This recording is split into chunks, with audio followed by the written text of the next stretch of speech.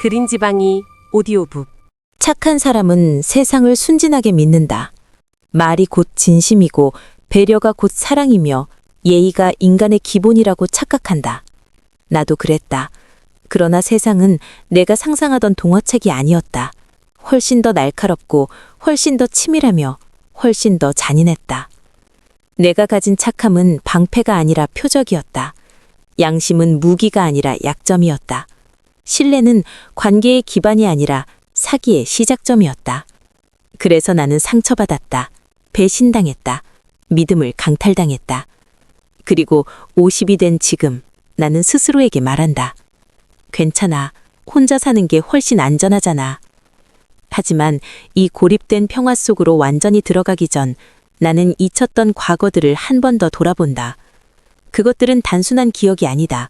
생존 교과서다. 20살, 명문대 합격증을 손에 쥐었을 때 나는 세상이 내게 미소 지을 줄 알았다. 부모님은 자랑스러워했고 친척들은 박수를 쳤다. 나는 드디어 성공 코스에 올라탔다고 믿었다. 그때 시작한 알바가 있었다. 홍대 근처의 작은 카페였다. 사장은 40대 초반의 온화한 남자였다. 언제나 부드러운 목소리로 직원들을 대했고 우리는 가족이야 라는 말을 입버릇처럼 했다. 넌 성실하니까 믿는다. 근데 요즘 카드값이 좀 밀려서 그러는데 월급 다음 달에 몰아서 줄게. 괜찮지? 나는 믿었다. 그는 웃었고 나는 그의 웃음에 속았다. 한 달이 지났다. 조금만 더 기다려줘. 다음 달엔 꼭 줄게. 2달이 지났다. 미안해. 진짜 미안한데 손님이 없어서.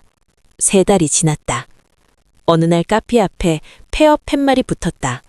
사장은 연락이 닿지 않았다. 전화는 꺼져 있었고 문자는 일시부로 남았다. SNS 계정은 사라졌다. 나는 며칠 동안 카페 앞을 서성였다. 누군가 나타나기를, 설명이라도 듣기를 바라며. 하지만 아무도 오지 않았다. 나와 같은 피해자들이 몇 명 더 있었다는 걸 나중에 알았다.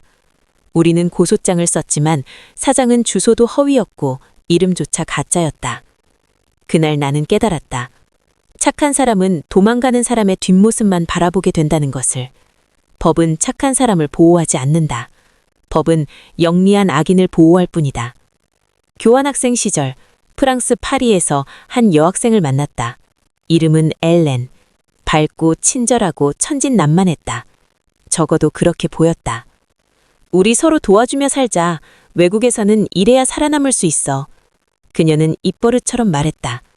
우리는 함께 밥을 먹고 함께 과제를 하고 주말엔 근처 마을을 여행했다. 나는 그녀를 진짜 친구라고 믿었다. 어느 날 엘렌이 급하게 전화했다. 내가 갑자기 한국에 가야 해서 그러는데 잠깐만 내 짐 맡아줄 수 있어? 이건 진짜 중요한 거라서 맡길 데가 없어. 너밖에 없어. 나는 의심 없이 그녀의 큰 가방을 받아주었다. 그러나 사흘 뒤 기숙사에 경찰이 들이닥쳤다. 그녀의 짐 안에는 불법 약물이 숨겨져 있었다. 나는 조사실에 끌려갔다. 이건 제 거 아니에요. 친구가 맡긴 건데. 친구가 누구죠? 엘렌이요. 엘렌 듀퐁. 그 사람 이미 출국했어요. 전화도 꺼져 있고요. 나는 멍해졌다. 영문도 모른 채 몇 시간을 앉아 있었다. 다행히 CCTV와 문자 기록으로 내 결백이 증명됐지만 학교에서는 이미 소문이 펴졌다. 한국애가 마약 거래에 연루됐대. 나는 남은 학기 내내 사람들의 시선을 견뎌야 했다. 엘렌은 다시는 나타나지 않았다. 그녀의 SNS는 삭제됐고 이메일은 간송됐다. 나중에 안 사실은 그녀가 여러 나라를 돌며 같은 수법을 쓰는 전문적인 운반책이었다는 것. 망설임 없이 부탁하는 사람일수록 책임도 가장 가볍게 버린다. 이건 경고문이 아니라 생존 법칙이다. 3장. 30. 돈 좀 빌려줄래? 라는 파멸의 시작. 30살. 나는 중견 IT 기업의 평범한 직장인이었다. 야근과 주말 근무에 지쳐 있었지만 그래도 월급은 꼬박꼬박 들어왔다. 통장 잔고가 처음으로 4자리를 넘었다. 나는 드디어 경제적으로 안정됐다고 생각했다. 그때 대학 동기 민수가 나타났다. 학창시절 내게 고민을 상담하던, 술자리에서 항상 너밖에 없다고 말하던 그 친구. 우리는 오랜만에 만나 술을 마셨다. 교낭이 어때? 사실 요즘 좀 힘들어. 민수는 사업 실패로 빚을 졌다고 했다. 아내는 떠났고 집은 경매로 넘어갔다고 했다. 그는 울먹이며 말했다. 너 아니면 못 부탁해. 딱 500만 원만, 진짜 며칠만 빌려줘. 한 달 안에 꼭 갚을게. 나는 망설였다. 그러나 그의 눈물이 진짜처럼 보였고 옛 우정이 떠올랐다. 나는 통장을 열었다. 500만 원을 송금했다. 한 달이 지났다. 연락이 없었다. 전화를 걸었다. 지금 바빠서 나중에 연락할게. 2달이 지났다. 문자를 보냈다. 일십. 석 달이 지났다. 전화번호가 바뀌었다. SNS는 탈퇴됐다. 나는 미친 듯이 그를 찾아다녔다. 공동 친구들에게 물어봤다. 그리고 충격적인 이야기를 들었다. 아, 민수? 걔 원래 그런 애야. 대학 때도 여기저기서 돈 빌려 먹고 잠수 탔잖아. 너 몰랐어? 나는 알지 못했다. 아니, 알려고 하지 않았다. 나는 그가 착한 친구라고 믿고 싶었던 것이다. 착하게 굴면 적어도 돌아오는 건 있을 줄 알았다. 하지만 아니었다. 착함은 돌아오는 게 아니라 계속 가져다주는 행위였다. 돌아오지 않는 방향으로. 그날 이후 나는 사람을 믿지 않기로 했다. 그러나 세상은 아직 나를 충분히 부수지 못했다고 생각했는지 더 잔인한 인간들을 보냈다. 사장, 마흔, 옆집 엄마라는 이름의 교묘한 사기꾼. 40이 되었을 때 나는 새 아파트로 이사했다. 조용한 동네, 깨끗한 공기, 편한 교통, 모든 게 완벽해 보였다. 그곳에서 옆집 엄마를 만났다. 이름은 박미정, 40대 중반의 밝은 여성이었다. 그녀는 늘 나에게 먹을 것을 나눠주고 아이들 이야기를 들려주고 명절마다 간식을 건네며 말했다. 여기선 서로 도우면서 지내야 해요. 나는 그녀를 신뢰했다. 외로운 나에게 그녀는 유일한 이웃이자 유사 가족 같았다. 그런데 어느 날 그녀가 조심스럽게 부탁했다. 혹시 택배 좀 대신 받아줄 수 있을까요? 제 명의로 물건을 주문하면 남편이 알게 돼서 깜짝 선물이거든요. 나는 가벼운 부탁이라고 생각했다. 그러나 며칠 뒤 집 앞에 경찰이 서 있었다. 택배 안에는 명품 가방 위조품이 들어 있었다. 대량으로. 이건 밀수입 상품입니다. 수취인이 누구죠? 저는 그냥 대신 받아준 건데요. 대신 받아줬다고 해도 책임은 수취인에게 있습니다. 나는 몇 시간 동안 조사를 받았다. 박미정은 눈물을 흘리며 내 손을 잡았다. 미안해요. 정말 미안해요. 이제부턴 절대 안 그럴게요. 나는 또 한 번 믿었다. 이번에는 괜찮을 거라고. 그녀가 반성했을 거라고. 그러나 일주일 뒤 다른 이웃이 나에게 다가왔다. 저기요. 혹시 박미정 씨가 택배 대신 받아달라고 했나요? 저도 당했거든요. 나는 그제야 알았다. 그녀는 전문적으로 이웃들을 이용하는 사기꾼이었다. 그리고 더 충격적인 건 그녀가 동네 엄마들 사이에서 나를 오지랖 넓고 답답한 사람이라고 험담하고 다녔다는 사실. 크고 명확한 악역이 아니라 이웃처럼 가까운 사람이 가장 깊이 상처를 남긴다. 왜냐하면 그들은 우리의 신뢰를 먼저 얻기 때문이다. 45이 되자 나는 사람과의 관계를 최소화했다. 그러나 동네라는 공간은 피할 수 없었다. 엘리베이터, 편의점, 버스 정류장. 그곳엔 항상 사람이 있었다. 동네 사람들은 겉으로는 다정했다. 근처에 새 카페 생겼대요. 같이 가요. 언니, 진짜 친절해서 좋아요. 우리 저번에 갔던 맛집 또 가요. 나는 이들이 진심이라고 믿고 싶었다. 그러나 우연히 화장실에서 들은 대화가 모든 걸 바꿨다. 저 사람 좀 답답하지 않아? 응, 착한 척하는 것 같아. 뭔자 속이 있을 것 같은데. 혼자 사는 사람들은 원래 성격이 문제 있잖아.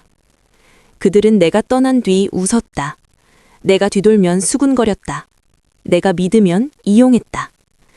사회는 착한 사람을 존중하지 않는다. 사회는 착한 사람을 관찰하고 분석하고 약점을 찾는다. 그리고 적절한 순간에 공격한다. 집단으로. 그날 이후 나는 결심했다. 더 이상 누구도 깊게 믿지 않겠다고. 표면적인 인사만 하고 깊은 대화는 피하고 도움은 주지도 받지도 않겠다고. 나는 어느새 50이 되었다. 주름은 생겼지만 흰머리는 없다. 사람들은 놀란다. 관리 잘하시네요. 나는 웃으며 대답한다. 그냥 스트레스를 안 받아서요. 진실은 이것이다. 나는 스트레스를 사람에게 쏟지 않는다. 아니, 사람과 관계를 맺지 않는다. 그래서 몸도 마음도 고요하다. 휴대폰은 무음으로 둔다. 연락 오면 하루 뒤에 본다. 급한 일이면 2번 전화하겠지. 한 번만 온 전화는 급하지 않다. 도서관에 가고 넷플릭스를 보고 산책을 하고 가끔 카페에서 책을 읽는다. 사람들과는 커피챗이라 부르며 2시간의 가벼운 만남만 유지한다. 깊이 들어가지 않는다. 가까워지지 않는다. 가까워지지 않으면 상처받을 일도 없다. 오해할 일도 없다. 에너지 낭비도 없다. 거리두기는 인간관계를 포기하는 것이 아니라 나를 지키는 방식이다. 이건 도망이 아니다. 생존 전략이다. 나는 지금의 고독이 그 어떤 인간관계보다 나를 덜 아프게 만든다는 것을 안다. 그리고 이 평화를 지키기 위해선 경계를 늦춰선 안 된다는 것도 안다. 그날은 평범한 수요일 오후였다. 나는 집에서 차를 마시며 책을 읽고 있었다. 초인종이 울렸다. 문을 열자 민수가 서 있었다. 20년 전 내게 500만 원을 빌려가고 잠수 탄 그 친구. 그는 수척해 보였다. 오랜만이야. 사과하고 싶어서 왔어. 나는 문을 닫으려 했다. 그러나 그가 급하게 말했다. 제발 5분만. 진짜 사과하러 온 거야. 내가 너무 잘못했어. 이제 다 갚고 싶어. 바로 그때 또 다른 초인종이 울렸다. 이번엔 인터폰으로. 화면에 박미정이 보였다. 옆집 엄마. 이사 간 지 5년이 넘었는데 어떻게 여길 찾아왔을까? 안녕하세요. 오랜만이죠. 제가 사과하고 싶은 게 있어서요. 나는 직감했다. 이건 우연이 아니다. 두 사람이 같은 날, 같은 시간에 나타난 것. 둘 다 사과라는 단어를 사용한 것. 뭔가 계획된 것이다. 들어와도 될까? 밖에서 얘기하긴 좀... 나는 망설였다. 그들의 눈빛이 이상했다. 너무 절박했다. 그러나 동시에 대산적이었다. 마치 연습한 것처럼. 5분만요. 진짜 5분만. 나는 문을 열려다 멈췄다. 뭔가 잘못됐다. 구조가 이상했다. 대화가 너무 매끄럽게 이어졌다. 마치 대본이 있는 것처럼.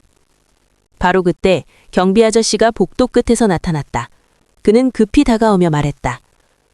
여기 CCTV에 저 두 사람이 아까부터 이상하게 서성거려서요.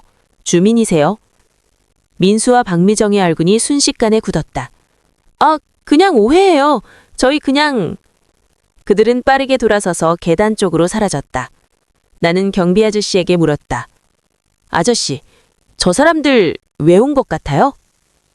요즘 이 동네에 사기 목적으로 접근하는 사례가 많아요. 자기들이 피해자였다는 식으로 접근해서 집안에 들어가려고 하죠. 일단 들어가면 약점을 잡거나 금품을 요구해요. 최근에만 3건 있었습니다. 나는 온몸의 소름이 돋았다. 만약 문을 열었다면? 만약 경비 아저씨가 지나가지 않았다면? 착한 사람은 2번 당한다. 첫 번째는 배신당할 때, 2번째는 사과받을 때.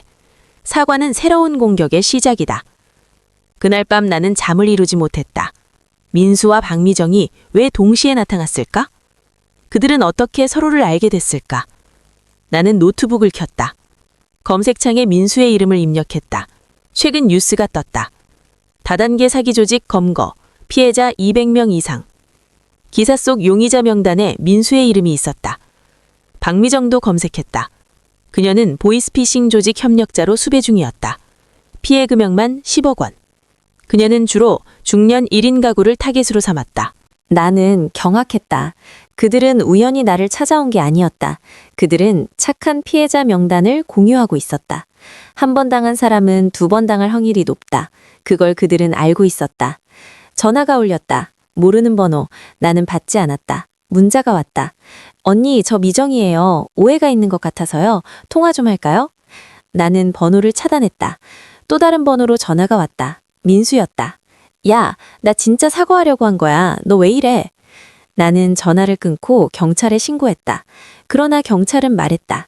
아직 실제 피해가 발생하지 않았으니 신고 접수는 어렵습니다. 다만 112에 신고하시면 순찰을 강화할 수 있습니다. 법은 착한 사람을 보호하지 않는다. 법은 피해가 발생한 후에야 움직인다. 예방은 개인의 책임이다. 생존도 개인의 책임이다. 나는 그날 밤 깨달았다. 이건 개인의 문제가 아니라 사회 구조의 문제다. 사회는 착한 사람을 칭찬한다. 그러나 보호하지 않는다. 오히려 착한 사람을 쉬운 타겟으로 분류한다. 왜냐하면 착한 사람은 의심하지 않고 거절하지 못하고 증거를 남기지 않기 때문이다. 사기꾼들은 네트워크를 가지고 있다. 그들은 피해자 명단을 공유하고 수법을 교환하고 새로운 시나리오를 개발한다. 반면 피해자들은 고립되어 있다. 수치심 때문에 말하지 못하고 자책하며 혼자 감당한다. 법은 가해자에게 관대하다. 고의성이 없었다. 경제적 어려움, 반성하고 있다. 이런 이유로 형량은 줄어든다. 반면 피해자는 왜 확인하지 않았냐, 왜 의심하지 않았냐는 질문을 받는다. 착함은 미덕이 아니라 사회에서 생존 능력의 부재로 취급된다. 나는 더 이상 착한 사람이 되지 않기로 했다. 아니, 착한 척하지 않기로 했다. 냉정하게, 계산적으로 거리를 두고 살기로 했다. 나는 사람에게 너무 착했다. 그 착함이 누군가의 무기가 됐고, 누군가의 빌미가 됐고, 누군가의 이용 대상이 됐다. 그래서 거리를 뒀다. 그래서 조용히 살았다. 그래서 흰머리가 없다. 사람들은 묻는다. 외롭지 않아요? 나는 대답한다. 전혀요. 나는 혼자지만 외롭지 않다. 나는 고요하지만 무너지지 않았다. 나는 인간관계를 버린 것이 아니라 나를 버리지 않기 위해 세상을 거절했을 뿐이다. 이건 도망이 아니다. 선택이다. 현명한 선택. 오늘도 나는 산책을 간다. 이어폰을 끼고 사람들과 눈을 마주치지 않으며 내 리듬으로 걷는다. 누가 말을 걸면 웃으며 짧게 인사한다. 그리고 빠르게 지나친다. 집에 돌아와 차를 마신다. 조용하다. 편안하다. 완벽하다. 나는 이 삶을 사랑한다. 그리고 이 고독을 지킬 것이다. 끝까지. 왜냐하면 이 세상에서 나를 지킬 수 있는 사람은 오직 나뿐이니까. 흰머리 없는 50, 그것은 패배가 아니라 생존의 증거다. 민수와 박미정은 결국 검거됐다. 뉴스에 나왔다. 피해자는 수백 명, 피해액은 수십억. 그들은 법정에서도 반성한다고 말했다.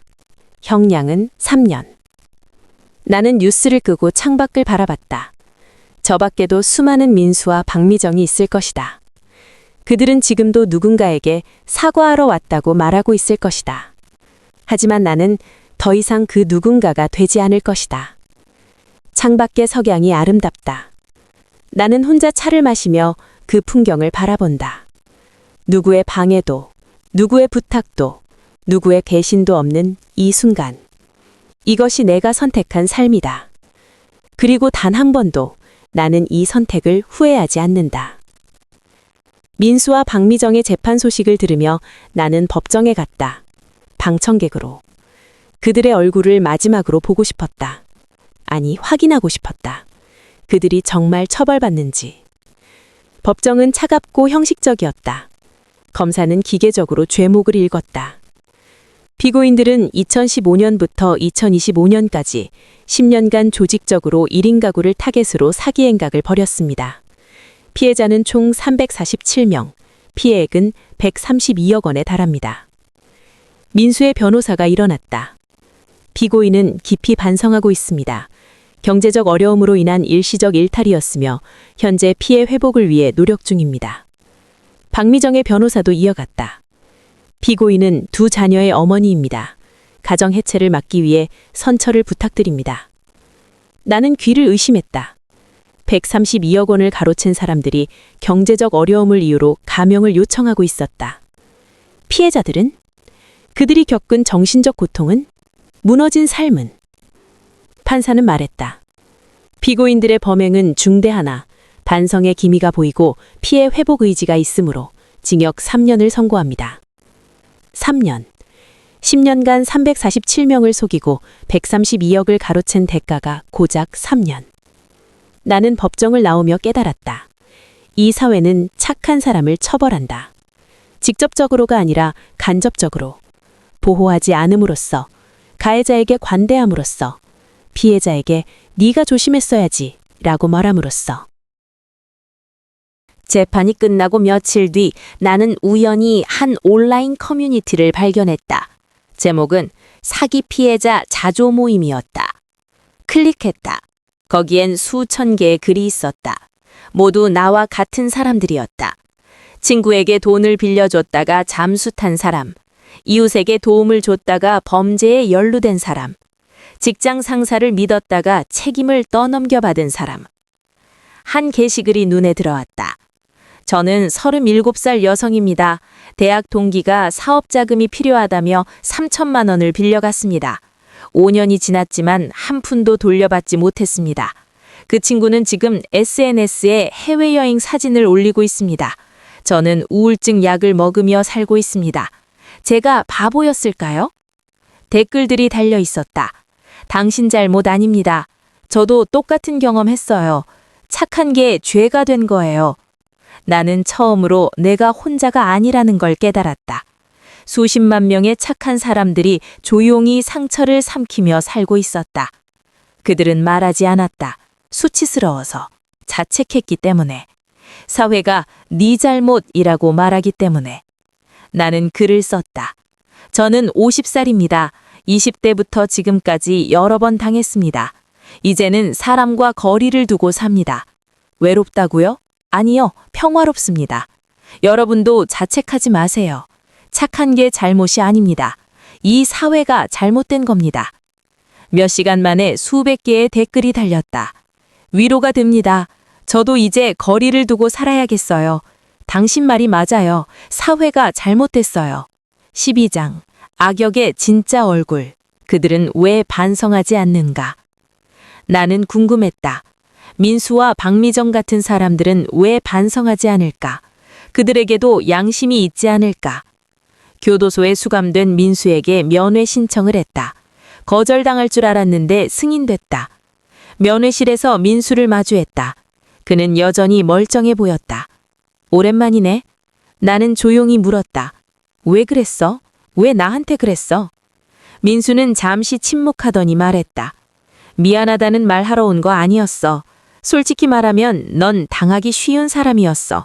너 같은 사람은 세상에 널렸거든. 착하다고 믿고 순진하게 믿어주고 우리는 그런 사람을 타겟으로 삼아 효율적이거든. 나는 충격을 받았다. 그는 전혀 반성하지 않았다. 오히려 자신의 범죄를 효율적인 비즈니스로 인식하고 있었다. 후회는 안 해? 후회? 웃기지 마. 3년만 버티면 돼. 나오면 또 할 거야. 이번엔 더 조심해서. 너 같은 사람들은 계속 생겨날 거고 우리는 계속 먹고 살 거야. 그게 세상이야. 나는 면회실을 나오며 구역질이 났다. 그들은 괴물이 아니었다. 그들은 시스템을 이해하고 악용하는 영리한 기생충이었다. 13장. 착함의 대가. 내가 잃은 것들. 집에 돌아와 오래된 일기장을 꺼냈다. 20대의 나는 이렇게 썼다. 사람을 믿는 게 행복이다. 도움을 주는 게 기쁨이다. 나는 좋은 사람이 되고 싶다. 30대의 나는 이렇게 썼다. 또 당했다. 하지만 괜찮다. 모든 사람이 나쁜 건 아니니까. 다음엔 더 잘 판단하자. 40대의 나는 이렇게 썼다. 더 이상 사람을 믿지 않기로 했다. 믿음은 무기가 아니라 약점이다. 그리고 50대의 지금 나는 일기를 쓰지 않는다. 쓸 이야기가 없기 때문이다. 아니, 쓰고 싶은 감정이 없기 때문이다. 나는 착함의 대가로 많은 것을 잃었다. 500만 원 이상의 돈, 신뢰할 수 있는 인간관계, 순수하게 사람을 대하는 능력, 도움을 주고받는 기쁨, 세상을 긍정적으로 보는 시선. 하지만 얻은 것도 있다. 평화, 안정, 혼자만의 시간, 흰머리 없는 머리카락, 배신당하지 않을 확신. 어느 쪽이 더 가치 있을까? 나는 아직도 모르겠다. 어느 날 카페에서 우연히 옆 테이블의 대화를 들었다. 20대로 보이는 두 여성이었다. 언니, 나 친구한테 100만 원 빌려줬는데 연락이 안 돼. 그 친구 믿을만 해? 응, 고등학교 때부터 친했거든. 설마 그럴 리가. 나는 그들에게 다가가고 싶었다. 조심해. 친했던 사람일수록 더 큰 배신을 한다고 말해주고 싶었다. 하지만 멈췄다. 그들은 내 말을 믿지 않을 것이다. 오히려 너무 부정적이다. 모든 사람이 그런 건 아니다. 라고 말할 것이다. 나도 그랬으니까. 20대의 나도 누군가 경고했다면 무시했을 것이다. 착한 사람은 직접 당해봐야만 배운다. 그리고 배우고 나면 이미 늦다. 상처는 남고 신뢰는 무너지고 세상은 어두워진다. 나는 조용히 카페를 나왔다. 그들의 미래가 보였다. 10년 뒤 그들도 나처럼 혼자 카페에 앉아 흰머리 없는 머리로 차를 마시며 창밖을 바라볼 것이다. 민수와 박미정의 출소일이 다가온다는 소식을 들었다. 형기 단축으로 2년 만에 나온다고 한다. 모범수였기 때문에. 동료 피해자들은 분노했다. 우리가 직접 응징하지 않는 의견도 나왔다. 그러나 나는 거절했다. 복수는 그들을 내 인생에 다시 들이는 행위다. 그들을 생각하고 계획하고 만나고 대면하는 순간 나는 다시 그들에게 에너지를 빼앗긴다. 용서?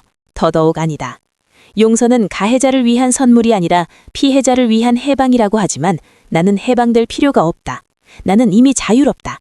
그들을 용서하지 않은 채로. 내 선택은 무관심이다. 그들이 나오든 말든 다시 범죄를 저지르든 말든 나와는 상관없다. 나는 그들의 존재를 내 인생에서 완전히 지웠다. 가장 강력한 처벌은 분노도 용서도 아닌 완전한 무관심이다. 16장. 흰머리 없는 이유의 진실. 사람들은 여전히 묻는다. 어떻게 관리하세요? 비결이 뭐예요? 나는 이제 솔직하게 대답한다. 사람을 안 만나서요. 그들은 웃는다. 농담인 줄 안다. 하지만 나는 진심이다. 흰머리는 스트레스에서 온다. 스트레스는 인간관계에서 온다. 배신, 오해, 갈등, 질투, 비교, 기대, 실망. 이 모든 감정은 사람이 있어야 발생한다. 나는 이 공식을 깨달았다. 사람 마이너스 기대는 평화. 관계 마이너스 친밀함는 안전.